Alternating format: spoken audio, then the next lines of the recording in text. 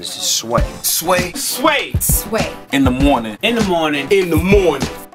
Shake your body. Wake your fuck ass up. That crust out your eyes.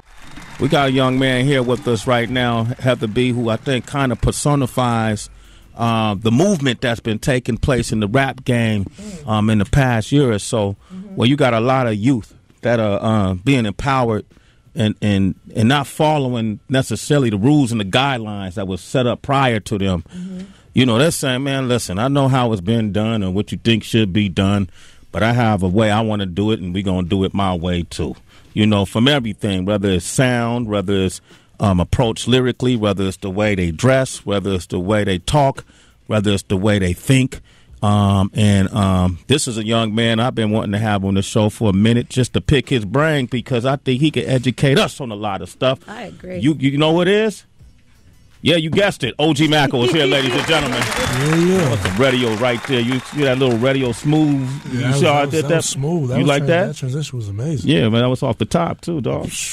Can I get my props? Man, you got a million of them to me. There it is, fam. Maybe you do have the answer. See, I was trying to say that. Maybe. It's just what you do last night. I'm still fucked up. Okay. Right now. From last night. From last night and this morning. Cups. 2 cups. Straight. Oh, my God. Is that the name of it? That's why I'm calling it right now. Okay. Oh, my God. That's what you call it? OMG? Hey, he's still on time. He's still on time, though. Hey, that's the crazy part. Not only is he on time, he's fresh dressed from head to toe. I like that. OG Maco, man. They got a couple things happening this week. Of course, the BET Hip Hop Awards, they're filming that, and the A3C, it's a music conference primarily for independent artists that are coming up in the game. You're going to be there this week, but not just to be promoting yourself. What else you have going on? Well, you know, a lot of people look at OGG as a crew, you know, and it's a company. And so, you know, 2 years ago, I wasn't at A3C at all. And then last year, you know, we came and smashed it.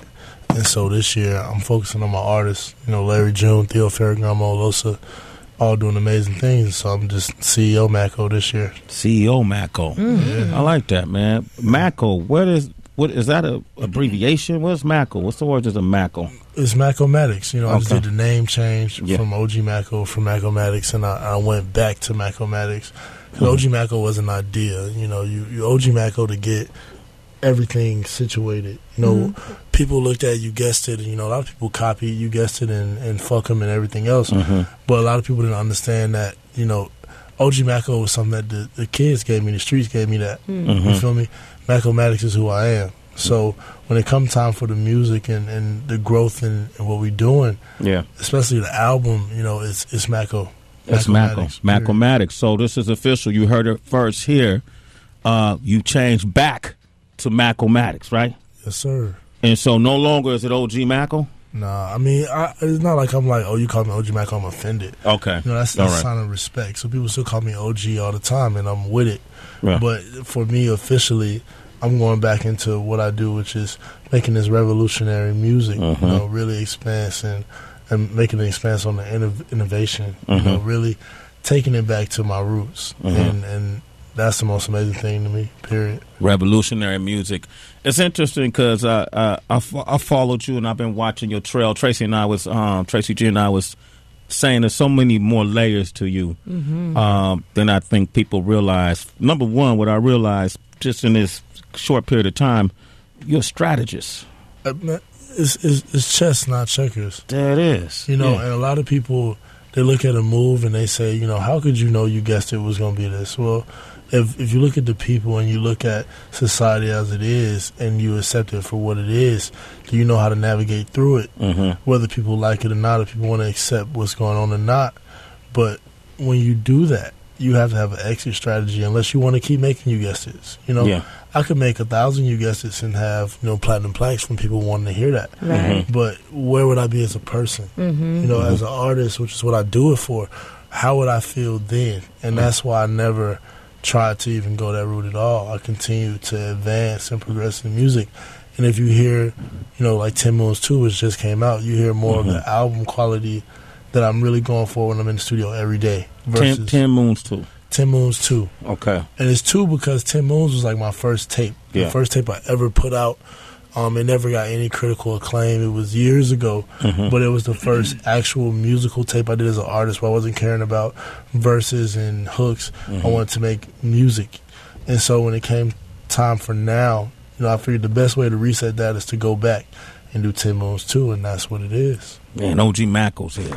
You mentioned something that kind of stuck with me for a minute. You were saying like 2 years ago you wasn't even at a conference. Then last year you came through, you smashed it. This year you coming back as a CEO. If you could be honest, like, has the game or the dream sort of superseded your expectations? Is it not what you expected it to be? You disappointed a little bit? What would you say in the 2 years?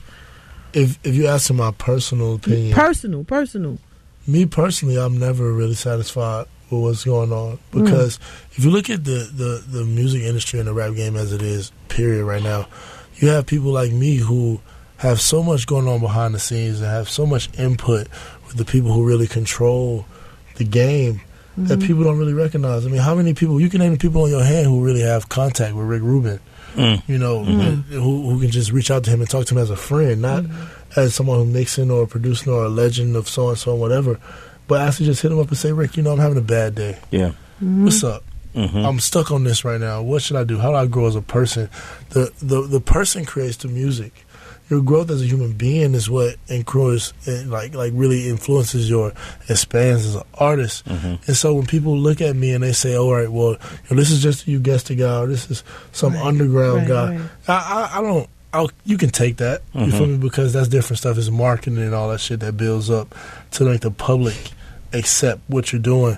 But so far as me as an artist, I know what's going on. I'm talking to 88 Keys, and I'm talking to everybody that's around and really creating the future right now.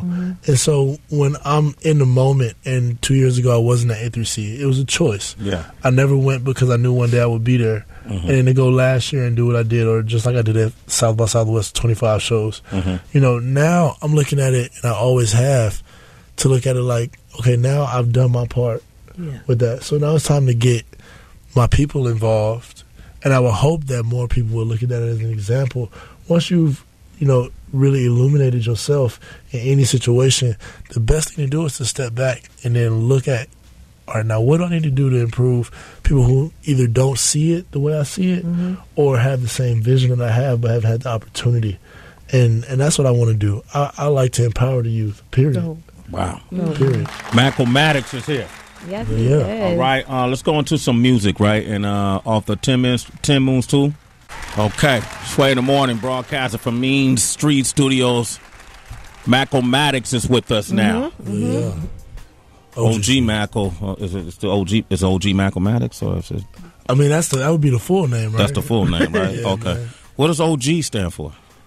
I mean, originality, being original is gangster. Yes. Is what that OG stands for on a broader spectrum. But it actually, originally it stands for exactly what it stands for, original gangster. Original, okay. If you look at somebody who like 14, 15, 16, I'm 23. So to them, I'm just like an old nigga. Yeah, you OG. How ironic is that to me? Right. So what am I to you? I mean, we both grown men. Yes, so okay. There's no time difference in grown men. You grown. It's 65-year-old grown men who really children. Yeah. You got 30-year-old children. So to me, when I see a man that's a man and a boy is a boy and an OG is an OG, I don't give a fuck how old you are. You can be a 10-year-old OG if you know more knowledge than I know. That's what's up, man. I like that, OG Maco Mattox, because somewhere the abbreviation, the term OG got lost in translation over the years. How I understood it growing up in Oakland was exactly how you explained it. So we just made a connection, man. So I see you eye to eye now. Plus your wisdom is bewildering to me because I don't get a chance to hear a lot of folks speaking that kind of truth, revolutionary truth, which too is how I grew up. You know what I mean? And that same mind frame. And so, man, I can appreciate what you're saying. It's interesting because a lot of folks, when they see or hear or even feel things that they don't understand, they have to put it in categories or columns or and that's always been a problem, especially through rap music. We always try to put people in these boxes, and people put you in a hipster box. Right. You know what I mean? Right. Did that surprise you? Do you accept that or embrace that, or how do you see it? This is the thing. I was never a hipster or involved in that culture, even in Atlanta. Until last year. It was just that I knew almost everybody who was, really intricately involved in that scene through one way or another. A lot of it was through, different street shit that go on. So when they started trying to apply that tag to me, I didn't fight it. I accepted it for the simple fact, if that's who want to champion me, that's what it is. But you have to understand, hipsters have this way of accepting things when it's good for them, accepting and denying things until it becomes popular. They really the cool kids at the end of the day who don't want to say, hey, I'm a cool kid. Nobody that's a hipster really want to say I'm a hipster. Yeah. Which is really weird. Yeah. It's really weird when you look at it.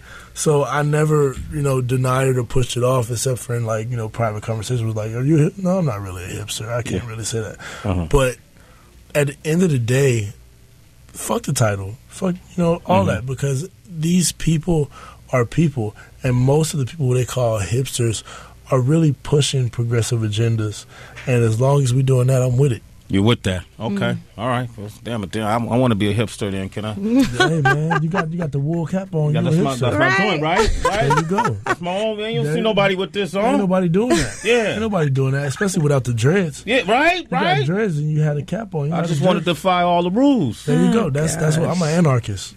Same with me. When I was first was wearing locks.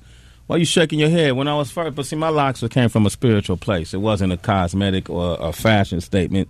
I have rastas in my family, so it was a philosophy of life that I was practicing in that boobaloo. Exactly. You know about that? Man, this man's a thinker. Listen, man, this is the thing that really annoys me about, the culture as it is right now, why I don't call myself a rapper, I say I'm a rock star. Okay. When you look at when hip-hop began, and like Rick had a big influence in this. When hip-hop began, it was a bunch of anarchists all coming together to push an agenda of rebellion and revolution, and at the same time create peace within an environment that was filled with hate. Right? And now you look at hip-hop now, and it's completely conformed. Like everybody is afraid to do anything but conform to what's going on. So now we have a bunch of music, and it's cool music, don't get me wrong. When you're smoking a good blunt and you listening to the weed music, the drug music, it's cool. I'm with it, not gonna lie. Future is my biggest, I'm the biggest Future fan in the world. You feel me? But at the point when everybody want to be Future, why do you want to be Future? You haven't been through what Future been through. Even if you have, there's no way you've been through everything he's been through. So why would you want to express yourself that way? You know what I'm saying? Find an alternate route. And for me, I think that's the biggest tragedy in hip-hop, and why I won't call myself a rapper, because there's so many people who are templates, or they find a template and they copy that and they alter it just a little bit, and now it's, oh yeah, I'm original. Well, that's not original. I think people misinterpreted like tweets that you made months ago about Future in drug rap and how it's just kind of warping the mind of the youth, right? Destroying lives. Right. What did you mean by that? Then and shouts to Future, because I'm gonna say that first, because that Huffington Post interview happened. It was live, and a lot of people thought maybe it was pre-recorded, but it was live. And within 10 minutes of that interview, him finishing that interview, he took the mic off and called me.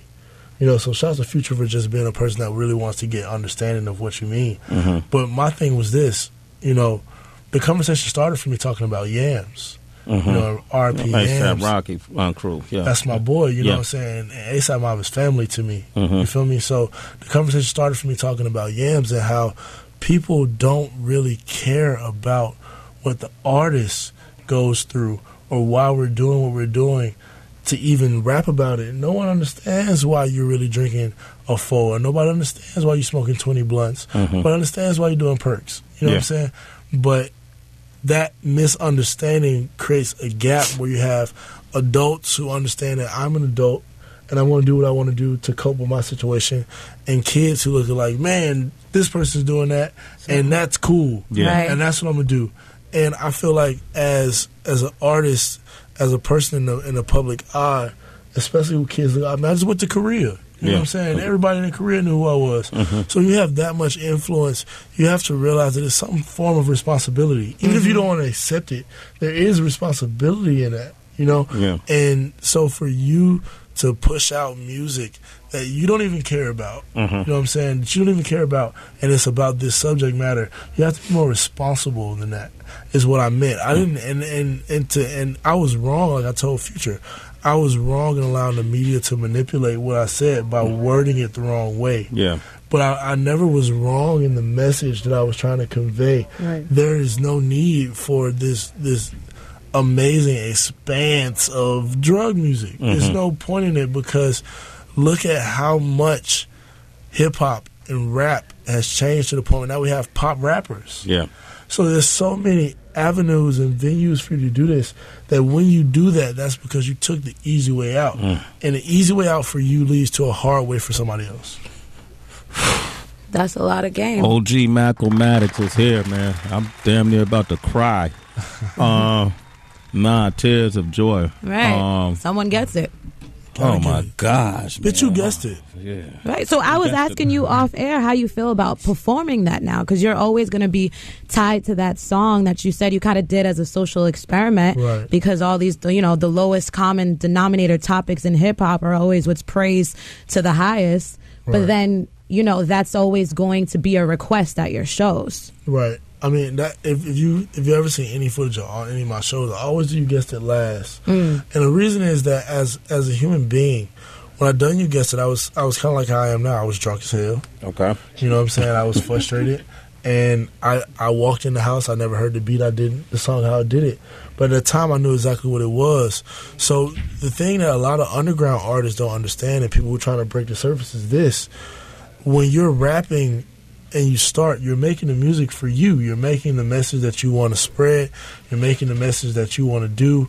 But that's not always what people want to hear. And the saddest thing about hip-hop as it is now is that you have to look at, what do people want to hear versus what can I do? Now, if you're someone like me who can do whatever you want, I can make trap music, I can make pop music, I can make whatever I want to do. Then you have an easy choice. You say, okay, my pride versus my success versus my family. I had people to feed. You know what I'm saying? I had a whole team who had warrants and charges, and I'm paying for lawyers and shit. You know what I'm saying? So what's the best way to get out of that? Go ahead and put my pride on to the side and do what I need to do. But you never, as an artist, as a real artist, not a rapper, not any of that, never as an artist do you put yourself before the enjoyment of the fans.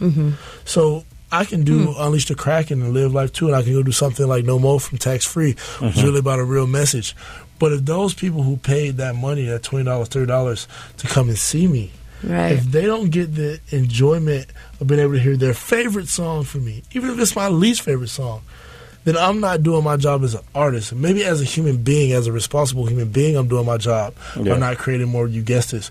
But as an artist who wants to influence and show people that it's okay to have fun, it's okay to have plans, it's okay to have goals, I'm not doing anything by denying You Guessed It. I don't have to like the song. It's the fact that something that simple brings you joy that might get you out of a situation where you feel like beating somebody up, and now you're just like, fuck it, I'm going to play You Guessed It. I'm going to play Fuck 'Em. Like, people listen to Fuck 'Em and they think Fuck 'Em is a record that's destructive. It's not. I want to be your anger in Fuck 'Em. So when you mad, turn on Fuck 'Em times 3. And I'll be your anger for you. And I guarantee you 99% of the time, you're not as angry as I was. So you're going to realize, hey, bro, I'm tripping. I'm finna chill the fuck out. And the same when You Guessed It. I'm talking shit. Bitch, you guessed it. But what did they guess?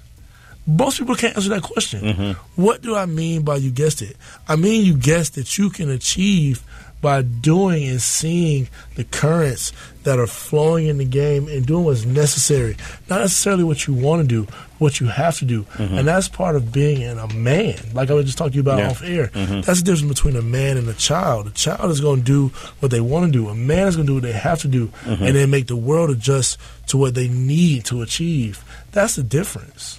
Wow, OG Maco Mattox, man. I appreciate this. You mentioned your artists that are performing. Who are these artists that's in your collective? I got Larry June, man, and I'm so proud of June, bro. And I damn near want to cry, man. June been best friends since like 6th grade. That's dope. And I mean, that's everybody on my team, though. My engineer, we've been best friends since 6th grade. My videographer is his little brother. Wow. You know what I'm saying? So me and June really saved each other because we both got lost in the streets. You know, you making $200,000, $300,000. Fuck being a rapper, bro. I'm getting money right now. That's how much you were making? Yeah, I was making more than that. You feel me? But yearly or? Nah, I ain't gonna say when. I mean, but that much a year or a month? No, we're talking more than that. Wow. A year. You feel me? But when you're doing this shit, like when you're doing that without a purpose, when you're going to get this money every day and you're doing it without a purpose, you don't even realize how much money you make. You know, we gotta look back on it. Like, that's one of my best friends right there. And we had to look back on it and look at it like, bro, how much money have we been through? When we smoke 3 zips a day and then we sell, you know, a couple pounds of QPs, or God damn, how much money have we been through? And that's when you realize the wastefulness in your actions. And you don't, if you smart, you don't look at it as just the wastefulness in that action. You look at it as, what else am I wasting during the time? So when I'm on the road and I'm getting all this money, you know, trapping, now I'm looking at it like, damn, bro, I'm in 35 states, and nobody knows me in these 35 states, but I'm making more money than everybody that don't know me. Huh. That's stupid. Right. Yeah, I can appreciate the money, but money is going to come. You'll always get money. You treat people well and you achieve and you plot and you plan, you'll always get that. You feel me? And that's why I am building my artists.